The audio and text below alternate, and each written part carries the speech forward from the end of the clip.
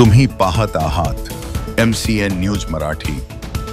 बुलढाणा जिल्ह्यातील संग्रामपूर तालुक्यात होत असलेला सर्रास अवैध वाळूचा उपसा व वाळू वाहतूक थांबवण्यासाठी संग्रामपूर तहसीलदार प्रशांत पाटील व इतर महसूल पथकाच्या कार्यवाही दरम्यान त्यांच्या समोरून नदीपात्रातील एक ट्रॅक्टर पडून जाण्यात यशस्वी झाले।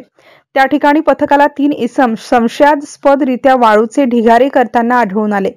तहसीलदार व पथकाच्या झालेल्या चौकशी दरम्यान त्यापैकी एक सागर उमाडे व दुसरा नामदेव थारकर हे पहुरपूर्णा येथील निवासी असल्याचे दोघांनी सांगितले, तर तिसऱ्याने नावच सांगितले नाही। त्यांच्यात झालेल्या चर्चेत एकाने अश्लील शिवीगाळ करून नदी तुमच्या बापाची आहे काय असा प्रश्न महसूल अधिकाऱ्यांसह खुद्द तहसीलदारांना करून 10 मिनिटे इथेच थांबा, तुम्हाला विना नंबरच्या वाहनांनीच चिरडतो आणि तुमच्यावर विनयभंगाचे आणि ॲट्रॉसिटीचे गुन्हे दाखल करतो अशी धमकी दुसऱ्याने दिली। त्यानंतर ते दोघेही दुचाकीवर बसून निघून गेले। या प्रकरणी तामगाव पोलिसात भारतीय न्याय संहिता BNS 2023 नुसार गुन्हा नोंदवण्यात आला असून या प्रकरणाचा अधिक तपास तामगाव पोलीस करीत आहेत। MCN न्यूज मराठी करिता रवींद्र शिरस्कार, संग्रामपूर।